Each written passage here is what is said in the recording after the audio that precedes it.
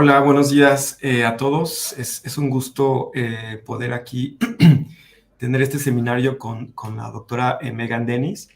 Dr. Megan Dennis, welcome to the seminar at National Institute of Genomic Medicine. Let me briefly introduce to Dr. Megan. She is a biochemical engineer by Michigan State University. She has a PhD in human genetics by University of Oxford and NIH and National Human Genome Research Institute. She is an assistant professor at the School of Medicine in University of California, Davis. Her research group uses genome sequencing to identify genes that contribute to human-specific phenotypes and their role in disease, primate evolution, population diversity, and gene regulation. One area of interest is identifying genes and complex genomic variants unique to the human lineage, such as duplicate genes that may contribute to phenotypic difference. Dr. Megan Dennis, she is a co-author on 3 of the 6 papers that discuss the first complete sequencing of the human genome. Dr. Megan, it's a pleasure to hear you talk about your work. Please go ahead with your talk. Hola, muchas gracias por la invitación. Solo hablo español un poquito, así que hoy presentaré en inglés. Hablo inglés muy rápido, so please stop me with questions if you have any, because I do speak very fast. I will try to go slow. Okay.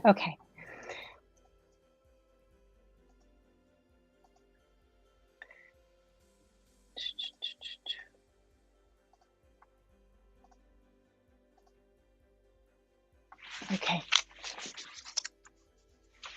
So today I will speak about the research in my group at UC Davis using a variety of different genomic approaches to assay unique human duplicated genes and their role in evolution.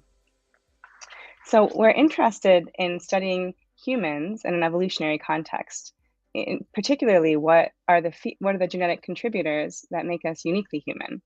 When we consider our most closely related evolutionary relatives, we can consider the great apes, including gorilla and chimpanzee.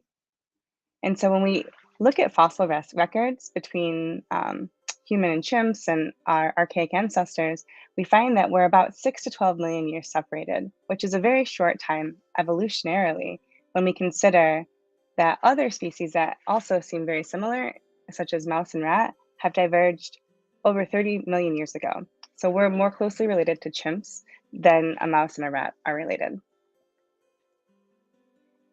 Despite the fact that we have a very short evolutionary time that separates us, great apes have a lot of different anatomical distinctions. Of course, there are musculoskeletal features that distinguish humans from other great apes, including the fact that we walk upright and we have a lack of body hair. But there are also differences within neurological differences, and these are the traits that we are really interested in. And so we can compare, for instance, the size of our neocortex, and in the last 2 to 3 million years, there has been a drastic expansion of the cortex. And there's also been an increase in the complexity and connectivity of the neural networks within our brain. So we are interested in characterizing the genomic features that contribute to these differences. In our group, and in the groups of many others, one approach to take is to use comparative genomics to identify genetic differences that distinguish humans from other great apes.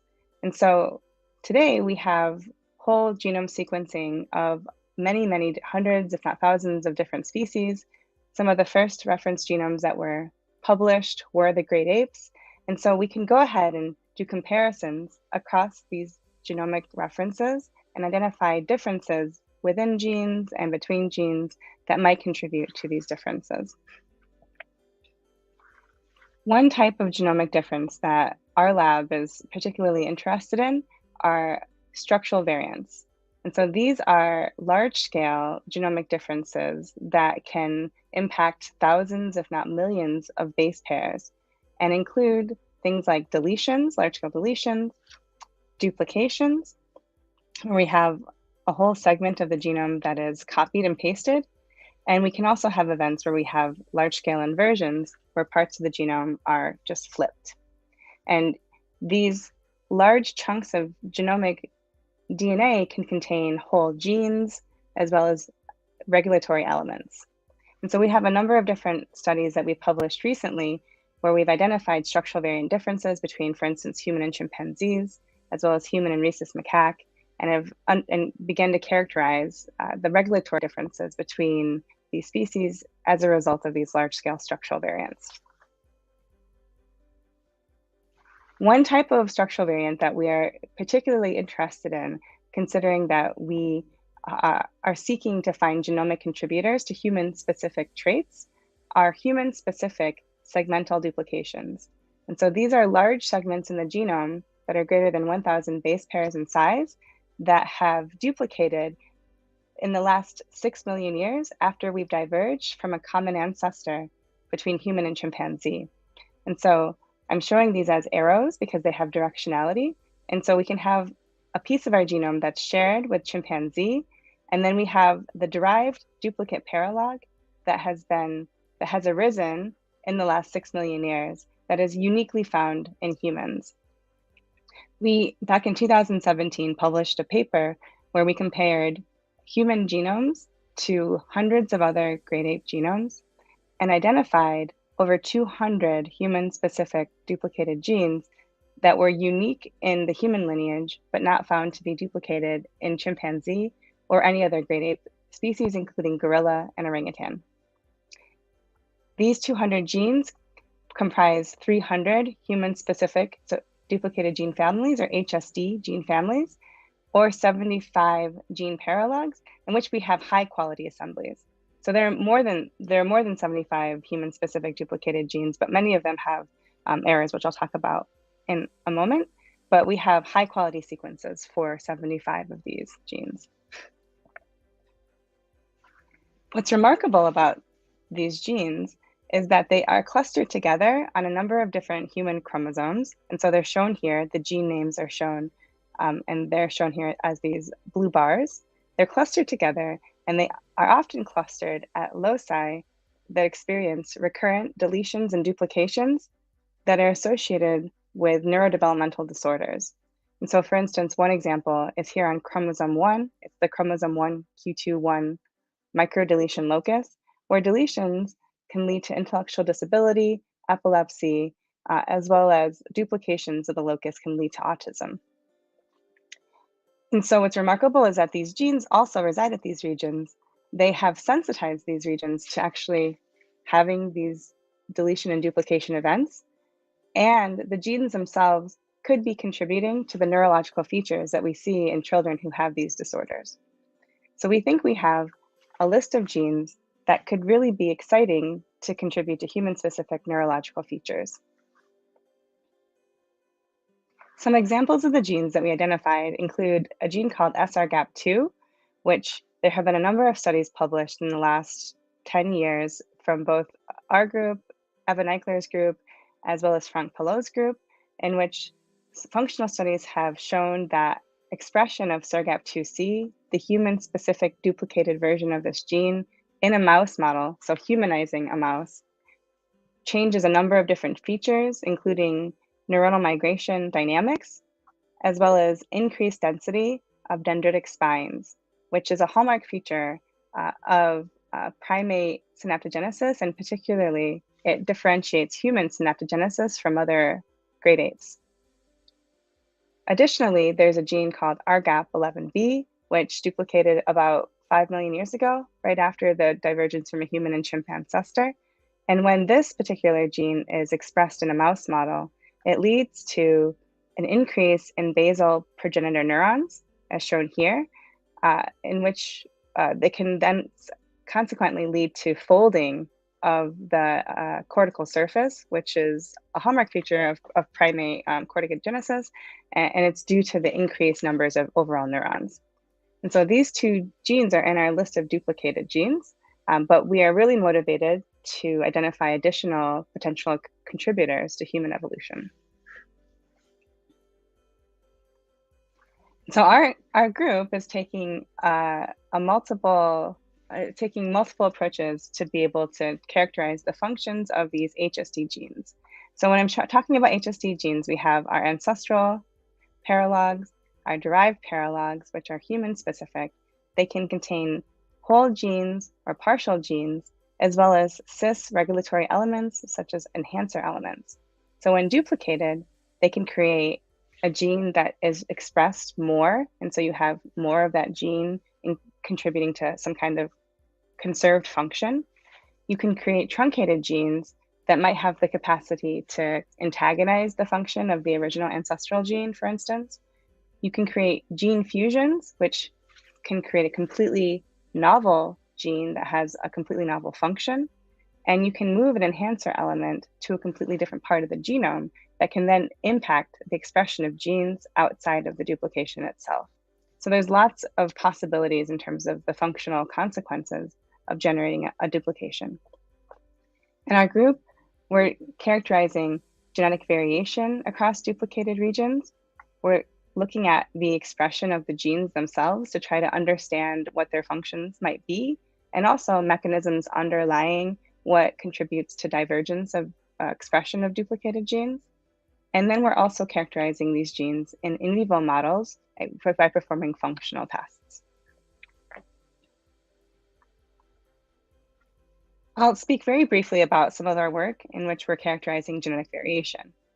We're really motivated to be able to characterize variation within these genes to be able to find if variants in genes that are duplicated may have an impact on gene functions, which could then lead to potentially disease.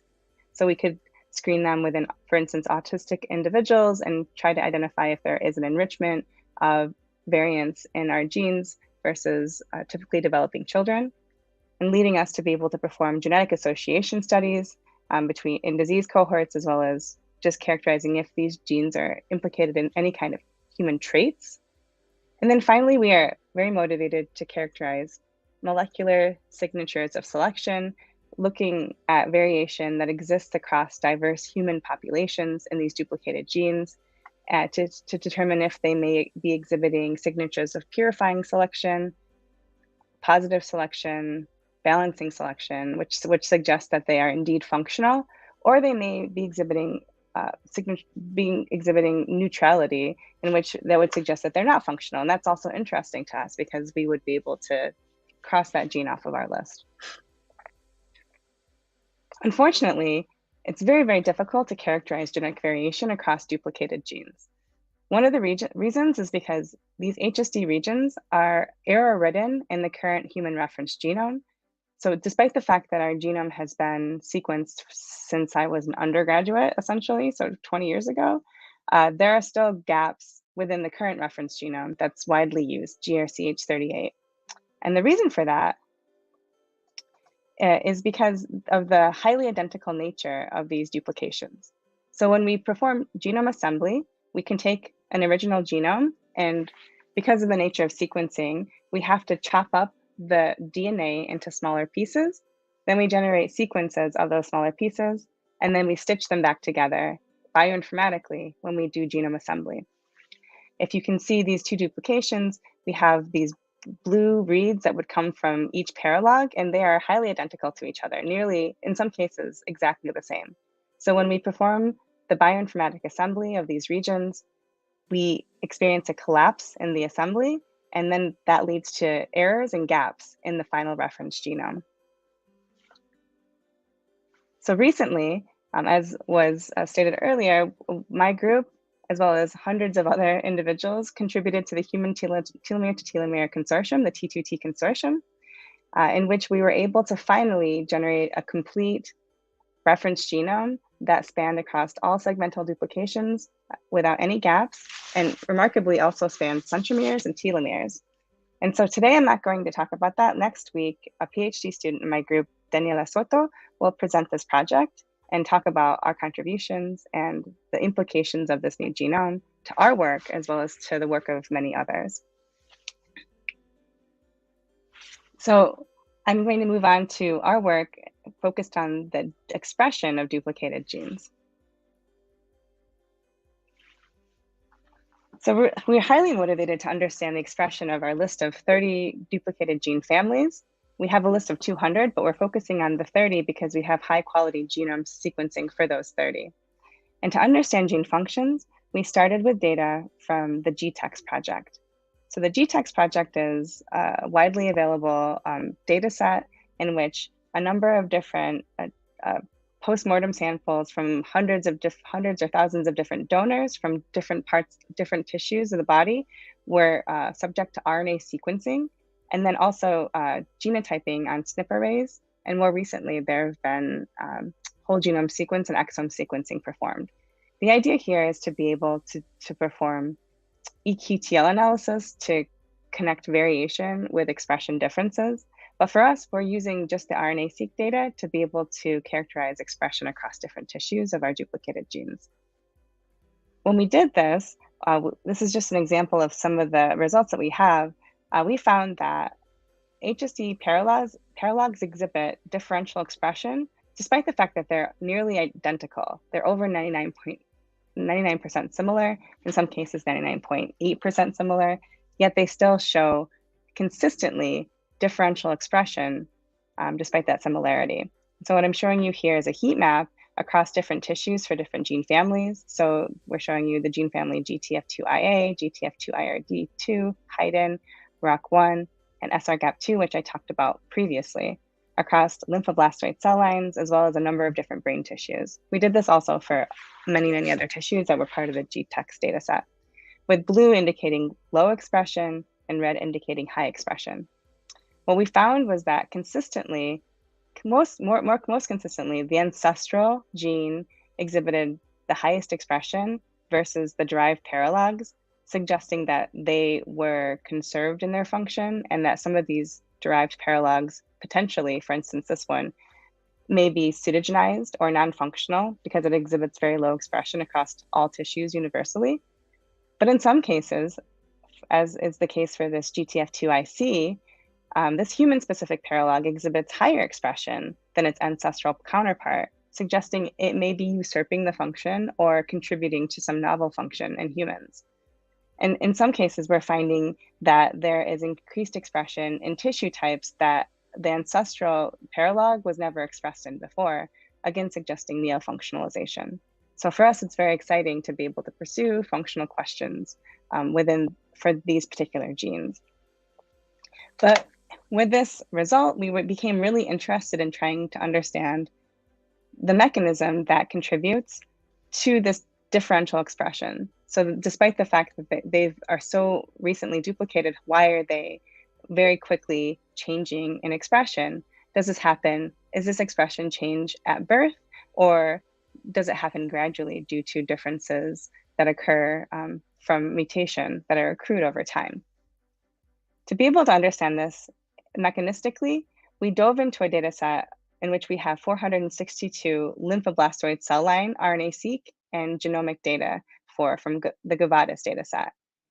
From this, we were able to find that 25 out of the 31 genes that exhibit expression in lymphoblastoid cell lines have differential expression. So again, we were able to validate this differential expression and that it was consistent within that cell line across many, many different individuals. And this is a project led by PhD student Colin Hsu.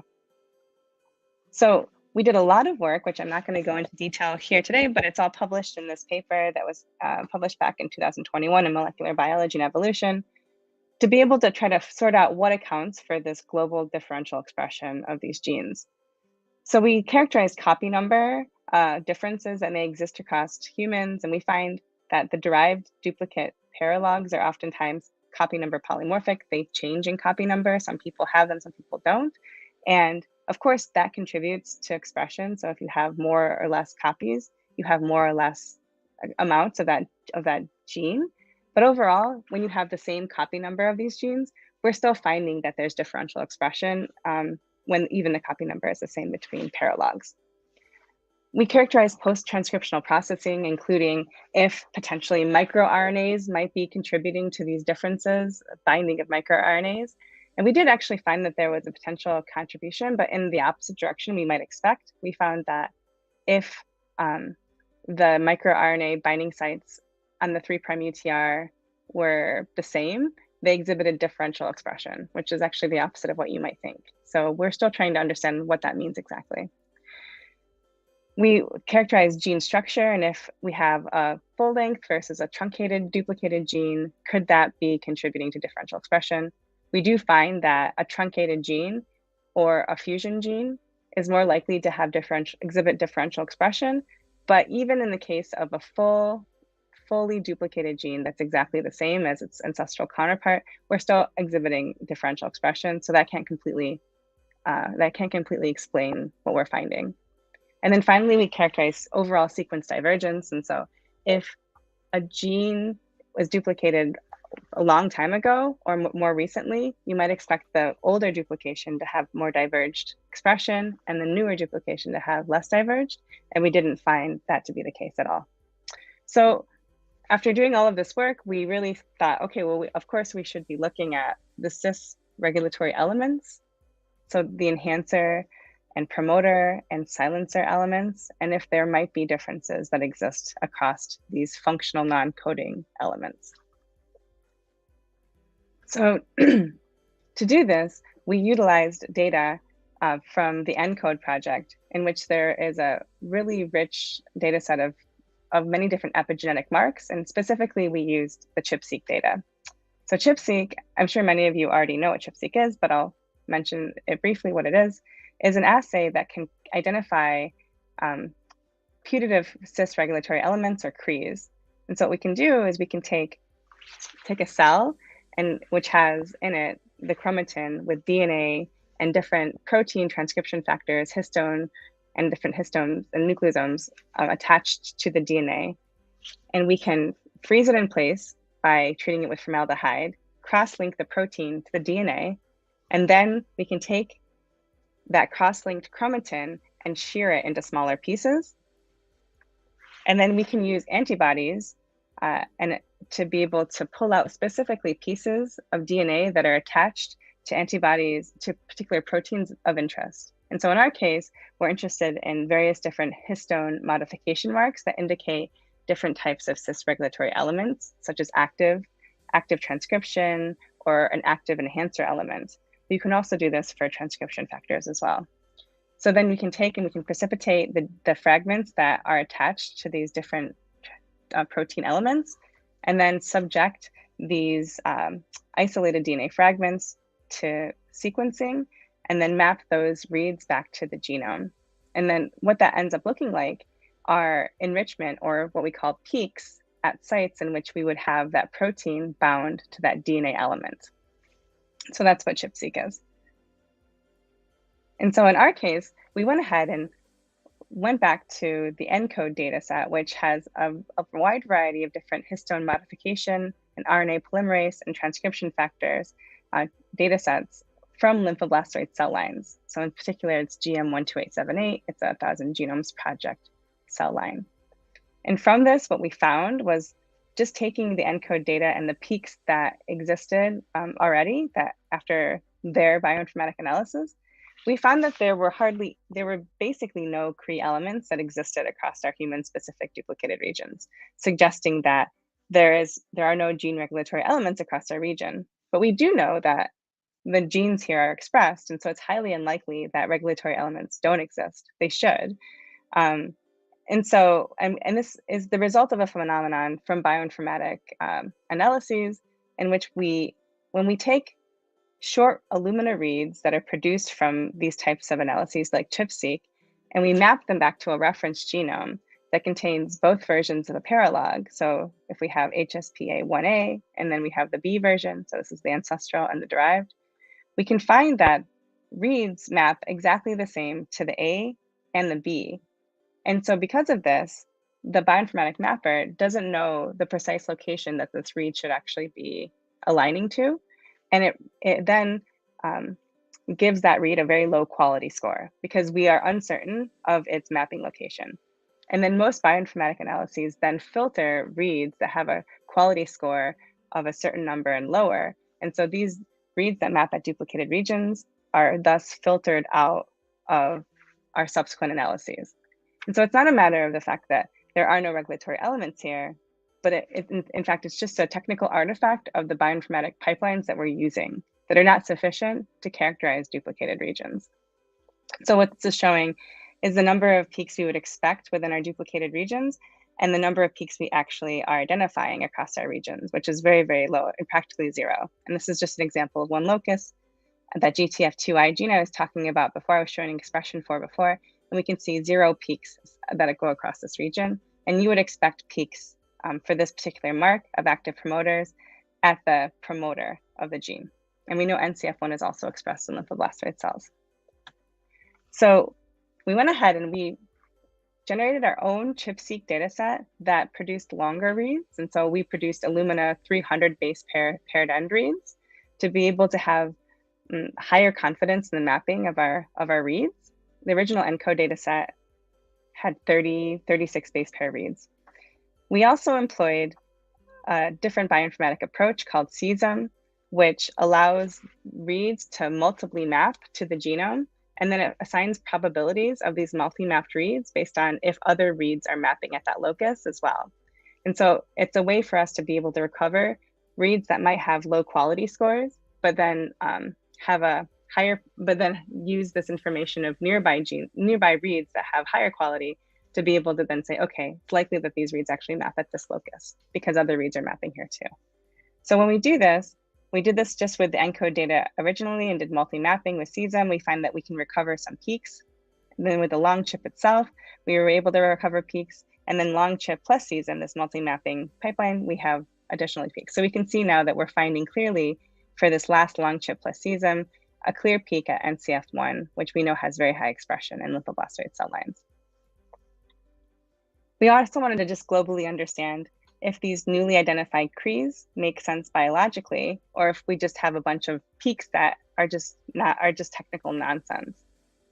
And so what we find is that the different histone modification marks that we had remapped that indicate active marks are enriched at genes that have high TPM, so high expression, and we have less of these active marks at lower expressed genes. So this is what we would expect. We also characterized H3K27 trimethyl, which is a mark of heterochromatin or no expression. And we find again that the expected outcome where we have genes with low expression have marks at their promoters, and genes with high expression don't have marks at their promoters. So we actually have something that makes sense from our data analysis.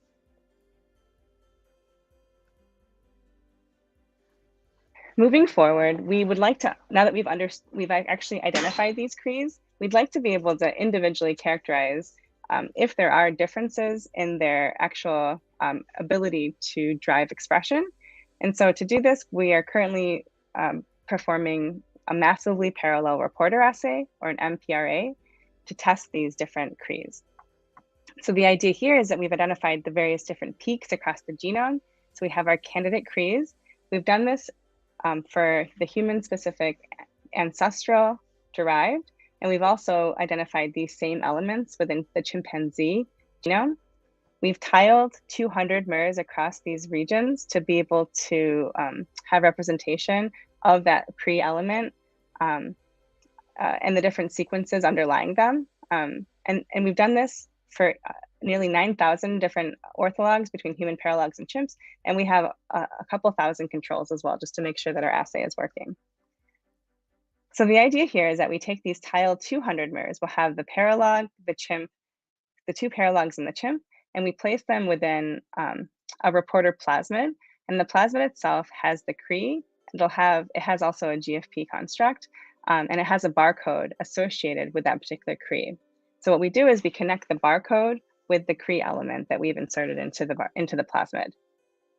We then take the whole library of 10,000 different plasmids and we transduce them into lymphoblastoid cell lines. We also did this within a neuroblastoma cell line, SHS Y5Y. We then sequence the barcodes that are produced. And so what happens is, the idea is that the barcodes are expressed, and the higher the expression, that readout indicates higher enhancer activity or higher promoter activity.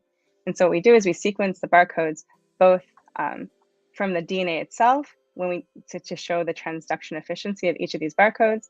And then we also identify the mRNA within these cells.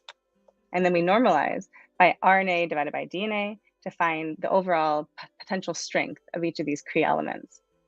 And now we're doing a direct comparison between the human A ancestral, the human B derived, as well as the chimpanzee versions of each of these CREs to be able to understand the evolution and the different strength of all the different different CREs that we identified.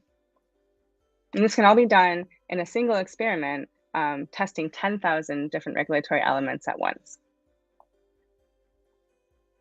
And so we've just recently received the sequence data for this, and we're still kind of sifting through all of the results. But here was one interesting result that we were able to get from our analysis. So this is a locus on chromosome 15q13.3.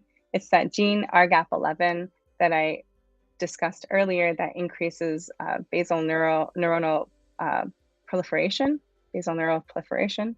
We can see here there are a number of different CREs that we tested around the promoter as well as the intron of RGAP11A.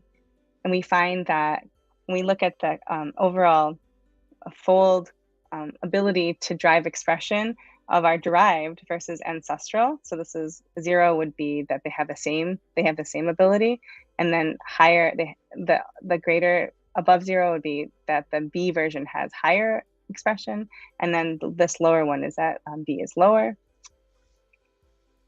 What we find is that this particular CRE element that we tested within intron 2 of our gene is exhibiting silencing or lower enhancer activity for the B paralog versus the A paralog, and it matches the expression profile in lymphoblastoid cell lines, where RGAP11A has about 0.3, or RGAP11B has about 0.3 times less expression than RGAP11A, and this particular enhancer element has about 0.3 less activity in B versus A. So this could be the element that's driving the differences.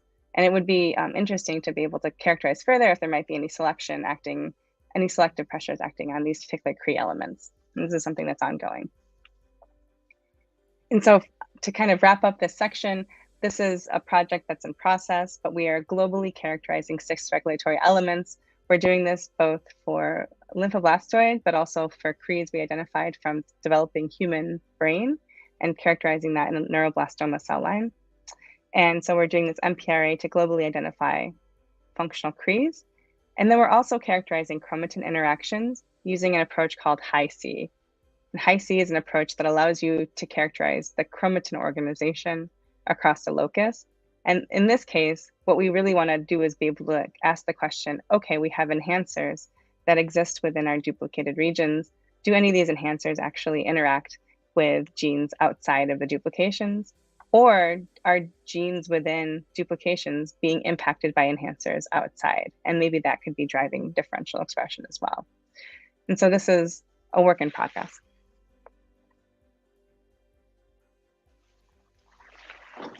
So I've talked about a little bit about genetic variation and also some of the work we have ongoing with expression. But I think some of the more perhaps exciting stuff we're producing more recently is that we're characterizing these genes using functional tests. And in particular, we're using in vivo systems. This is a project that's being led by Jose Uribe Salazar in my group, a PhD student. And we're using Zebrafish to be able to characterize the functions of unique human-specific duplicated genes. And so you might wonder, why would we use Zebrafish? So Zebrafish are diverged from humans. Unlike chimpanzees and humans, which diverged about 6 million years ago, zebrafish and humans diverged about 450 million years ago. So they have many, many differences, of course. But humans and fish share about 70% of their 20,000 genes. And there are a number of different neural features in fish that are conserved between humans and fish that we can exploit by characterizing these genes in fish. They produce many progeny and they have fast development. So this is a video of the first 18 hours post-fertilization of a developing zebrafish. And they're external fertilizers. So we can do lots of genetic studies in these fish and characterize many, many genes in parallel to be able to understand if the genes have any kind of neural function at all. these are way more affordable experiments compared to using an in vivo system like mouse. And so this is why we've chosen to use Zebrafish to begin with.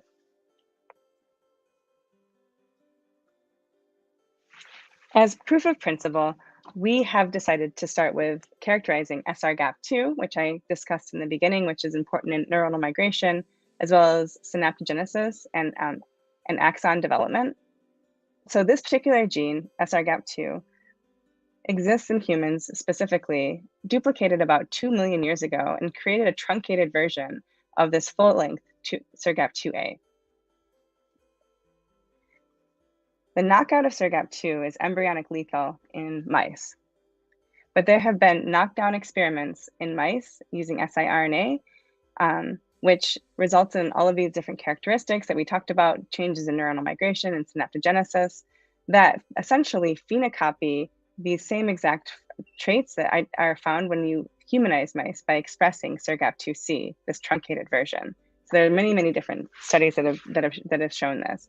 And the idea here is that SRGAP2 is this full-length protein that has multiple different domains, including SH3. It's a Rho GTPase activating protein, and it also has this domain called the F-bar domain. The F-bar domain is capable of homodimerizing with itself to then work with F-actin to create, for instance, these Filipodia protrusions. The idea is that with SRGAP2C, which is this truncated version, it encodes only a partial F-bar domain, doesn't have these Rho GTPase activating and SH3 domains, and as a result, it can heterodimerize with SRGAP2A, but it does not result in a functional cellular outcome, including these Filipodia protrusions. And so as a result, the expression of SRGAP2C acts as a dominant negative, and it antagonizes the function of SRGAP2A.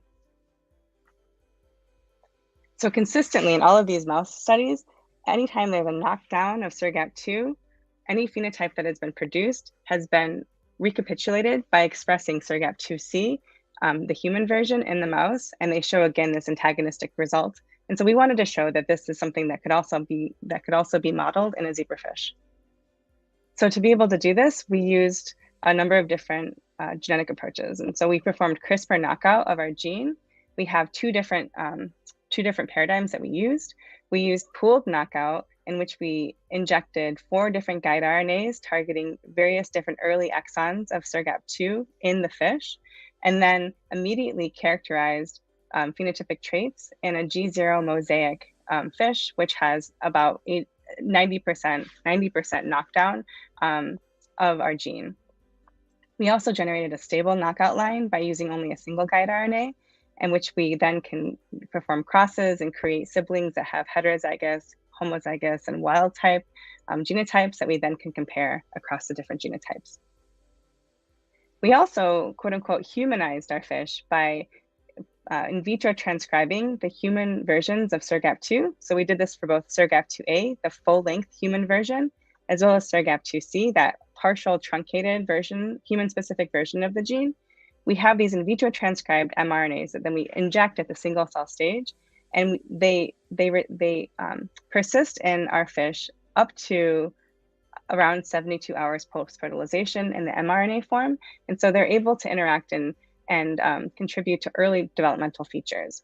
And so this is our way of being able to characterize the impact of SRGAP2C in our fish as well. To begin, we performed automated assays to test for various different morphometric features in both our knockout lines as well as our humanized fish.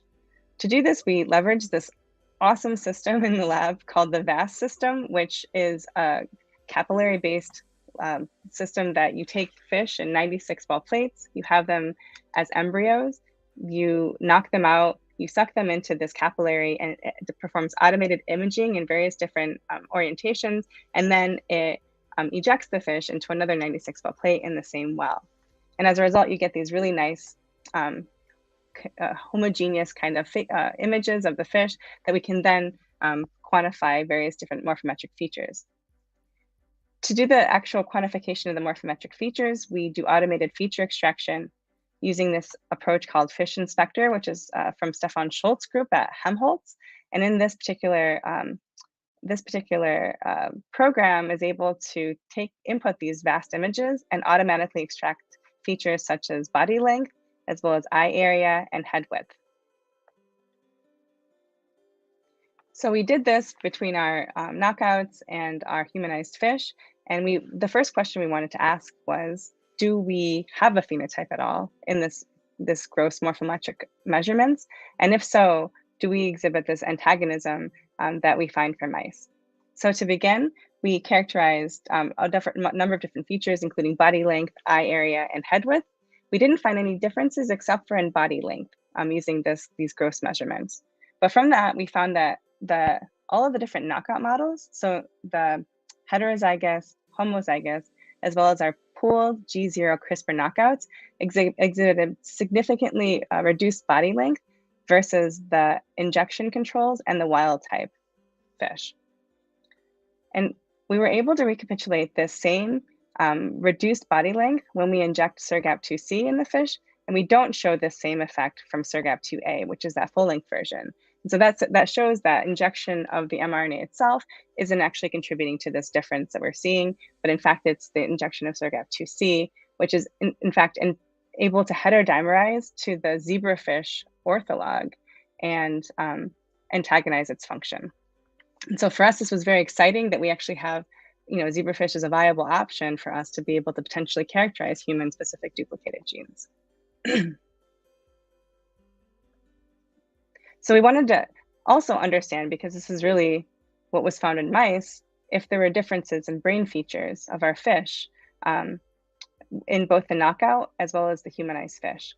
So to do this, we performed RNA sequencing of embryos that were 5 days post-fertilization.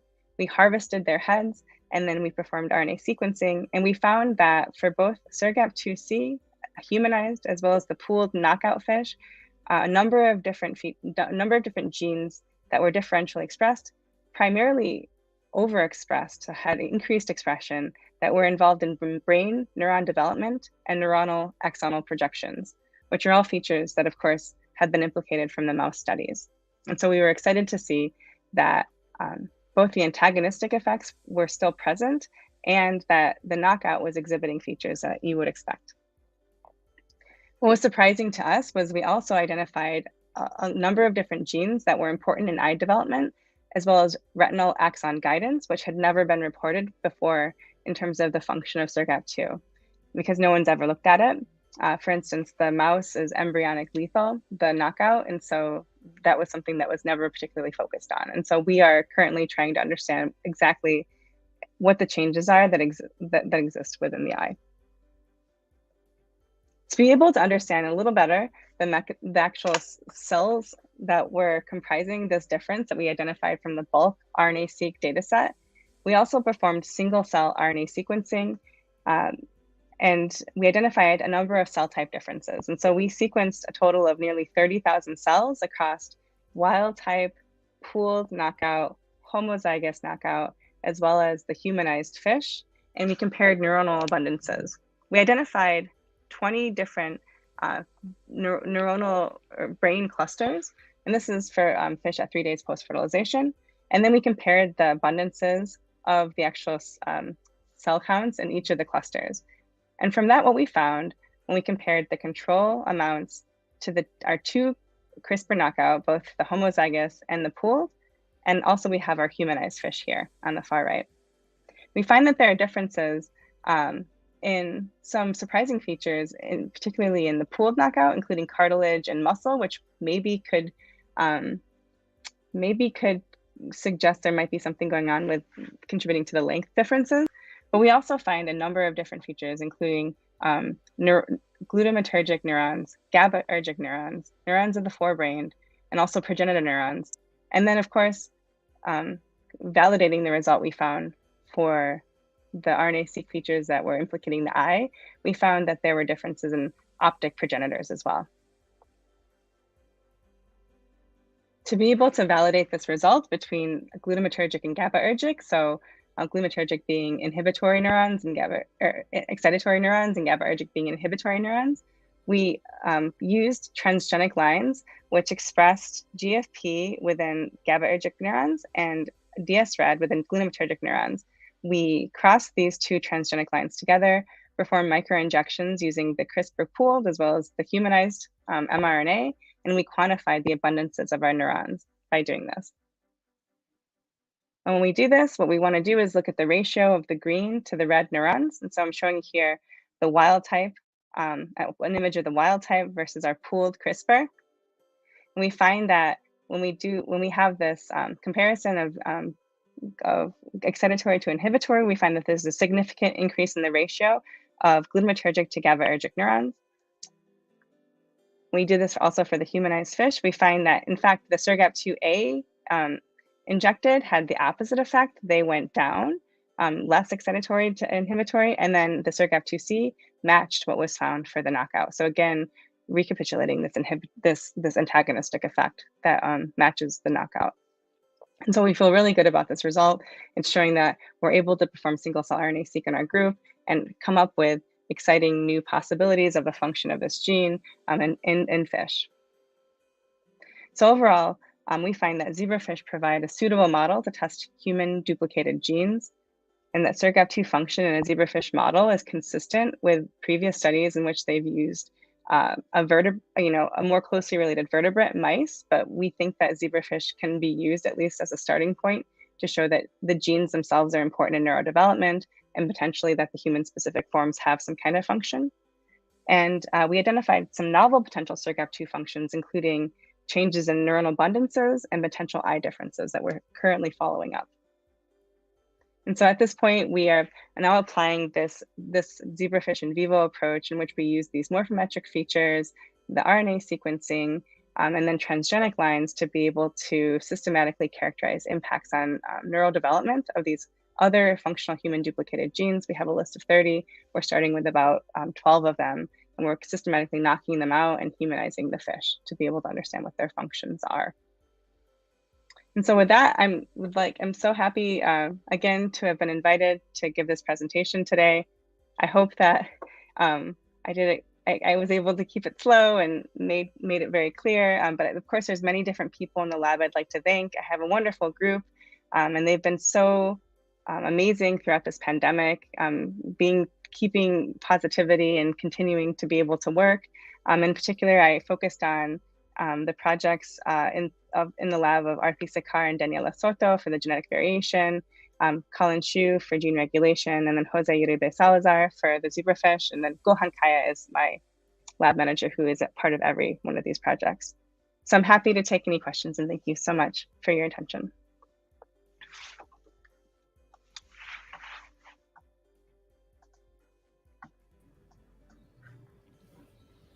Dr. Megan, thank you very much for your presentation.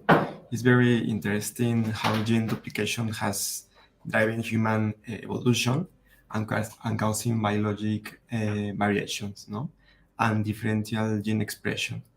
A very important talk for us.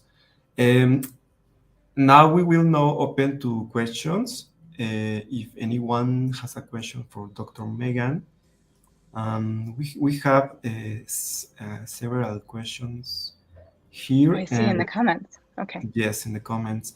The first one is, how does the duplicate genes interact with each other?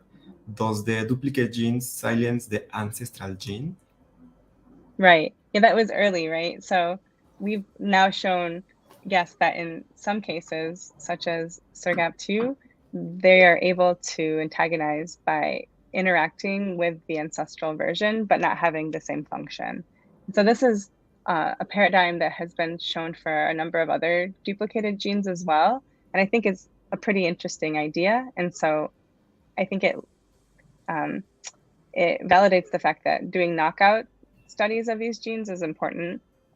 But in some cases, such as RGAP11B, they don't find that it interacts with the ancestral version. And so the mechanism of its function is beginning to be revealed, but it's not the same.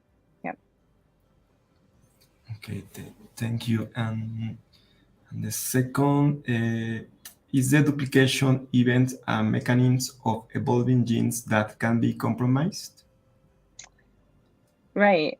So I would say, I mean, gene duplication is a mechanism that is universal the animal kingdom, and it has contributed to features across all kinds of organisms. I think generally the consensus is that most duplicated genes, their fate is pseudogenization, so they become non-functional over time.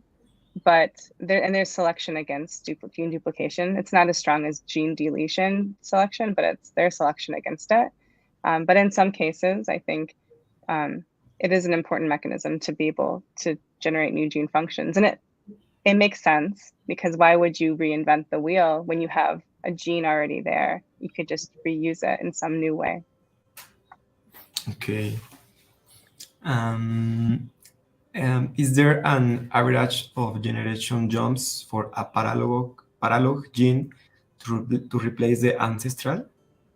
Yeah, that's a great question. We haven't we haven't characterized that within our data set in terms of kind of the age of these genes versus their potential function. And I think that part of the reason is that it's unclear which of these paralogs are truly functional.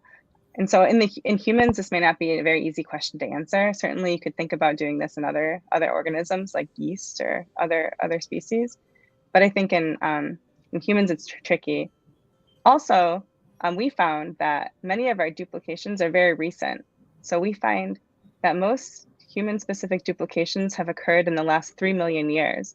And before that, there are very few duplications that exist that we've been able to find. So there's something potentially about the population structure of humans, or something that like there was suddenly kind of potentially an increased amount of duplication that occurred very recently. Yeah. Yes. Okay. We have another question. Under the assumption that with each gene duplication, the cell process energy cost increases because of the expression of the new gene, can this redundancy become an evolution force? Yeah, let's see. Yeah, so that's true. This is a great question. I don't know if I can answer this question very well. We do find that we're finding that in a number of cases, it's possible that overall increased expression of the gene might be beneficial. So there's a gene called NCF1, which is a gene important in immune response. And so just the simple fact of them being expressed at higher levels could be beneficial. But this gene is also important in autoimmune disorders. And it could be that overexpression of this gene also leads to autoimmune disorders. And so there's probably a balance there. But I see, I kind of understand your question, but I don't think I can answer it exactly. So. Okay. The last one, I think that it was response, but have you seen any new duplication occurring in the contemporary human era? Right, yeah. So many of the human-specific duplicated genes that we identified, the 200, we were very strict in our criteria. We said that over 90% of humans should have them, and they shouldn't exist duplicated in any other great ape species or primates. And so that really limited to a truly human-specific and also universal across humans. But there are many duplications that exist in modern humans that are population specific, for instance. So we wouldn't have called those human specific because we required ours to be universal across humans. But there are certainly duplications that contribute to traits. So some hallmark duplications are the amylase duplication, which is an enzyme expressed in your saliva, which helps you to metabolize starch. And then there are some duplications. There are many different types of duplications important in immune response, things like that, that have population-specific effects that are very interesting. So yes, continuously these duplications are driving force of evolution in modern humans. Thank you. And what will be the possible health implication for humans with these findings presented today? Right. So as I mentioned, many of these genes fall at genomic hotspots that experience recurrent copy number variation that lead to autism, intellectual disability, schizophrenia. Many of these loci, we don't know the causal genes that cause these disorders, and it's possible that these duplicated genes could be contributing.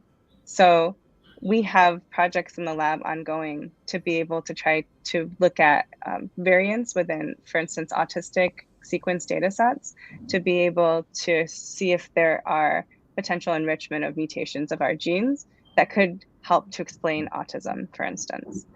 And many of these genes were overlooked in initial genome-wide screens because of this phenomenon where we filter reads that map to duplications.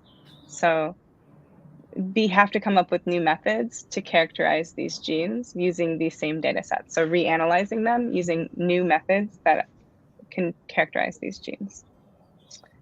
Okay, thank you. And the last one comment is congratulations on your research. Thanks for the answers. I wish the best for you and your students. Thank you so much. It was a pleasure to present today, and thank you again so much for the invitation. Thank you for your presentation, Dr. Megan, and I hope to see you soon at Imegen, or your student, Daniela. Daniela, yes. Daniela will give an excellent presentation next week. I'm so looking forward to that. Okay. Well, thank you very much, and good afternoon. Yeah, good afternoon. Bye-bye. Bye.